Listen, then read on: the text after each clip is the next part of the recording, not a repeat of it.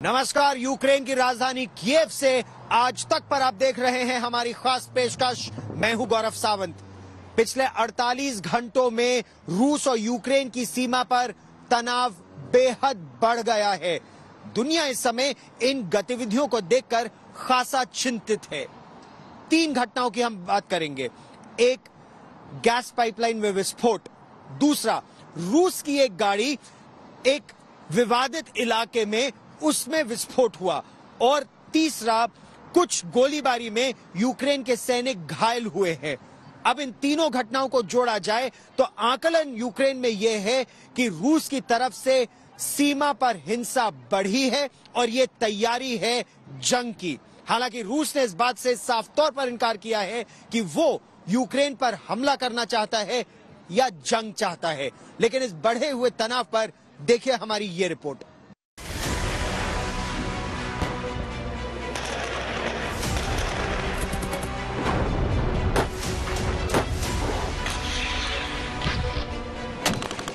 रूस ने आखिर वो कर ही दिया जिसका खुलासा अमेरिका और ब्रिटेन ने किया था। रूस के इरादे साफ हैं, वो युद्ध करके ही मानेगा और इसका ट्रेलर यूक्रेन में दिखने लगा है।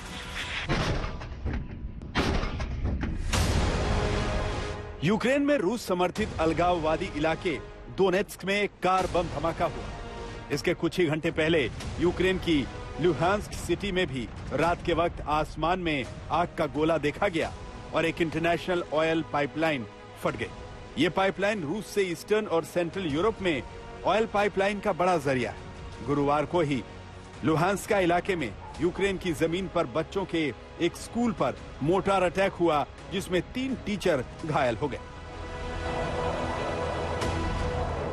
यूक्रेन बॉर्डर के बेहद नजदीक वो भी ऐसे इलाके जो हैं तो यूक्रेन के, लेकिन वो खुद को स्वतंत्र घोषित कर चुके हैं और वहां रूस समर्थित अलगाववादियों का कब्जा है और जहां से रूसी सेना की तैनाती महज चंद मिनटों की दूरी पर। वहां ऐसे हमले क्या ये युद्ध का ट्रेलर है? कई विदेशी दूतावासों ने कीव में अपने राजदूतों की और राजनयिकों की संख्या या तो कम कर दी है या दूतावास बंद कर दिए हैं। रूस भले ही दावा करे कि वो यूक्रेन बॉर्डर से अपनी फौजें हटा रहा है, लेकिन उसके दावे पर यकीन करने का कोई कारण नजर नहीं आता, क्योंकि यूक्रेन बॉर्डर पर रूस की आक्रामकता बढ़ती ही जा रही है। ईस्टर्न यूक्रेन में बॉर्डर पर पिछले 48 घंटे में रूस की तरफ से भयंकर गोलीबारी जारी है, जिसका एक सीसीटीवी वीडियो यूक्रेन आर्मी ने जारी किया है। इस वीडियो में बॉर्डर के नजदीक यूक्रेन आर्मी के चेक पॉइंट पर हमला होते हुए दिख रहा है। ये डोनबास का वो इलाका है जहां रूस समर्थित अलगाववादियों और यूक्रेन आर्मी के बीच पिछले 8 सालों से तनाव है।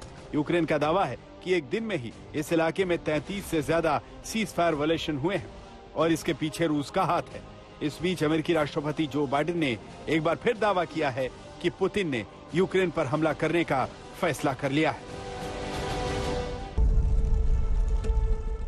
यूक्रेन बॉर्डर पर जारी गोलीबारी के बीच यूक्रेन से खुद को स्वतंत्र घोषित कर चुके दोनेत्स्क और लुहांस्का इलाके में रूस समर्थित अलगाववादी गुटों ने लोगों को हटाना शुरू कर दिया है। अलगाववादी गुटों ने ऐलान किया है कि वो 7 लाख लोगों को सीमावर्ती इलाकों से दूर शिफ्ट कर रहे हैं, क्योंकि उन्हें यूक्रेन के हमले का डर है। रूस ना तो यूक्रेन बॉर्डर पर सीज फायर वायलेशन की बात कबूल कर रहा है, ना यूक्रेन में धमाकों में अपना हाथ मान रहा है। यूक्रेन का दावा है कि दोनेत्स्क और लुहांस्का में खुद हमले करके रूस ने यूक्रेन पर आरोप मढ़ा है, ताकि उसे यूक्रेन पर हमले का बहाना मिल जाए। रूस में इन दिनों जिस तरह की मिलिट्री मूवमेंट चल रही है, वो युद्ध के अंदेशे को हवा दे रही है। अमेरिकी खुफिया रिपोर्ट्स में यह कहा जा रहा है कि रूस ने अब अपने सैनिक यूक्रेन में भेजने के लिए पूरी तरह से तैयारी कर ली है और अमेरिका ने यह चेतावनी दी है कि अगर ऐसा हुआ तो ये न केवल यूरोप बल्कि विश्व के लिए एक बुरी घटना होगी। गौरव सावंत, कीव, यूक्रेन आज तक। परमाणु हथियारों की नुमाइश, और ऐसी नुमाइश जिसको रूस के राष्ट्रपति व्लादिमीर पुतिन देख रहे हैं, इससे क्या संदेश जाता है कि ये रूस का शक्ति प्रदर्शन है और परमाणु हथियार के शक्ति प्रदर्शन के साथ रूस क्या संकेत दे रहा है। ये संकेत न केवल यूक्रेन को या नेटो देशों को है, ये संकेत सीधे सीधे अमेरिका को है कि रूस के मामलों में हस्तक्षेप करना खतरे से खाली नहीं।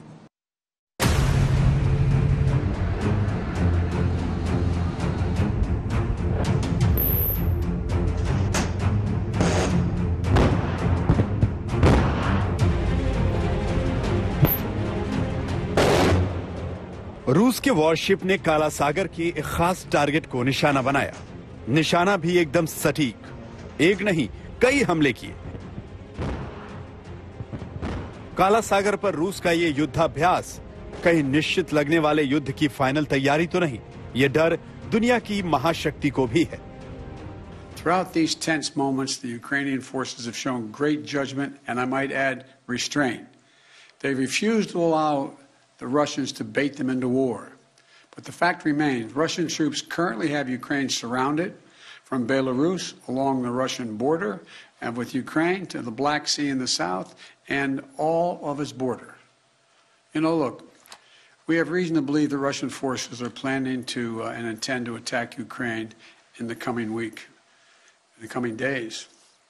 We believe that they will target Ukraine's capital, Kyiv, a city of 2.8 million innocent people. America को पूरा यकीन है कि रूस यूक्रेन पर हमले की तैयारी पूरी कर चुका है और इस तरह की ड्रिल से वो दुनिया को अपनी ताकत दिखाना चाहता है। अमेरिका के राष्ट्रपति जो बाइडेन का आकलन है कि रूस के राष्ट्रपति व्लादिमीर पुतिन ने यूक्रेन पर हमला करने का निर्णय ले लिया है, मन बना लिया है और अगले चंद दिनों में, हफ्ते नहीं, अगले चंद दिनों में अमेरिका का आकलन है कि रूस न केवल यूक्रेन की सीमावर्ती इलाकों पर बल्कि यहां राजधानी कीव पर हमला कर देगा। इस समय तनाव यूक्रेन में बढ़ा हुआ है।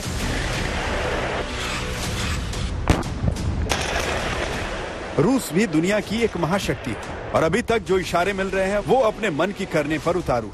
यही बात पूरी दुनिया को डरा रही है। आज अपनी ताकत की बड़ी नुमाइश करके रूस दुनिया को परमाणु शक्ति होने का एहसास भी कराने वाला है। रूस ने एक बड़ा युद्धाभ्यास आयोजित किया है जिसमें वो अपनी जंगी जहाज और पनडुब्बियों की ताकत का प्रदर्शन करेगा। इसमें क्रूज और आईसीबीएम मिसाइलें भी फायर की जाएंगी। परमाणु हथियार ले जाने में सक्षम मिसाइलों का टेस्ट किया जाएगा। खबरें ये भी हैं कि पुतिन भी इस अभ्यास को देखने के लिए मौजूद रहेंगे। It remains to be seen whether there is a Russian withdrawal. We are, of course, monitoring very closely what Russia does in and around Ukraine. What we see is that परमाणु हथियारों के टेस्ट की बात किया जाना रूस की एक खास रणनीति भी हो सकती है। दरअसल वो इसके जरिए अमेरिका को जवाब देना चाहता है, क्योंकि अमेरिका ने यूरोप के 5 देशों बेल्जियम, जर्मनी, इटली, नीदरलैंड्स और तुर्की में 100 परमाणु बम हमले के लिए तैयार कर रखे हैं। परमाणु बमों के इस्तेमाल के लिए अमेरिका ने इटली, बेल्जियम, नीदरलैंड्स में F-16 तैनात किए हैं, तो जर्मनी और इटली में P-1-200 टॉर्नेडो भी तैनात हैं। यूक्रेन तनाव को देखते हुए अमेरिका ने B-52 परमाणु बॉम्बर को भी ब्रिटेन के हवाई ठिकाने पर तैनात किया है। एक सैन्य युद्धाभ्यास देखेंगे जिसमें परमाणु हथियार भी होंगे, चाहे वो इंटरकॉन्टिनेंटल बैलिस्टिक मिसाइल्स हो या फिर और परमाणु हथियार। और रूस और अमेरिका विश्व की 2 सबसे बड़ी महाशक्तियां, दोनों अत्याधुनिक परमाणु हथियारों से लैस। विशेषज्ञों का आकलन यह है कि दुनिया में सबसे ज्यादा परमाणु हथियार रूस के पास। यूक्रेन की जनता ने भी मन बना लिया है कि वो यूक्रेन की सेना के साथ सरहदों की रक्षा करेगी और सैनिकों की मदद करेगी, और इसीलिए इस समय राजधानी कीव और आसपास कई सैन्य शिविर चलाए जा रहे हैं ताकि यूक्रेन की जो जनता है, जो आम नागरिक है, वो भी बेसिक मिलिट्री ड्रिल्स और ट्रेनिंग ले सके।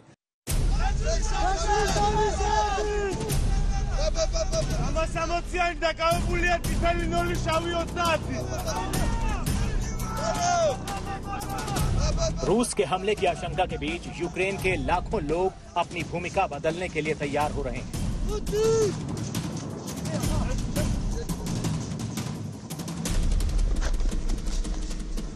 वो रूस के खिलाफ जंग लड़ने की ट्रेनिंग ले रहे हैं। इन्हीं में से एक है दाशा, 22 साल की यूक्रेनी स्कूल टीचर जो अपने देश की सुरक्षा करने के लिए हथियार चलाना सीख रही हैं। Здесь научились, как владеть оружием, и завтра мы продолжим, чтобы мы могли себя защитить. हम यहाँ पर बेसिक शूटिंग ट्रेनिंग ले रहे हैं। युद्ध के मैदान में किस तरह से मूव किया जाता है और अगर फायरिंग एरिया में फंस जाए तो उस परिस्थिति में खुद को कैसे बचाना है, दूसरों की मदद कैसे करनी है। कई लड़कियां अब यहाँ हथियारों की भी ट्रेनिंग ले रही हैं और अपने देश की रक्षा के लिए अपने देश के बॉर्डर पर जाकर लड़ने की भी तैयारी कर रही हैं। दाशा जैसे 3000 से ज्यादा यूक्रेनी नागरिक राजधानी कीव के इस ट्रेनिंग कैंप में मौजूद हैं। वो हथियारों और गोला बारूद के बारे में जानकारी ले रहे हैं, जिनसे हमला होने की स्थिति में वो रूसी सेना का मुकाबला कर सके। यूक्रेन सरकार नागरिकों को ट्रेनिंग के लिए AK-47 जैसे हथियार उपलब्ध करवा रही है। हमारे साथ यहाँ पर साई है। साई तमिलनाडु के रहने वाले हैं, यानी भारत के रहने वाले हैं और उनके हाथ में यहाँ हथियार है। साई, आप यूक्रेन कब आए और यहाँ क्या पढ़ रहे थे? I came here 4 years ago and I'm studying aerospace. So you're studying aerospace engineering and suddenly we see you with this AK-47 dummy weapon and you're undergoing a different kind of training. What training are you undergoing? Basic combat stuff, basic survival and medic things.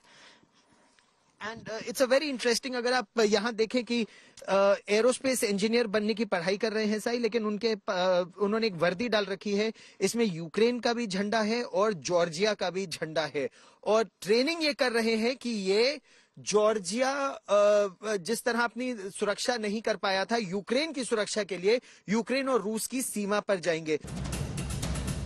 पूरे Ukraine में सेना ने सैन्य अभियान में नागरिकों की भागीदारी बढ़ाने के लिए ऐसे ट्रेनिंग कैंप्स तैयार किए।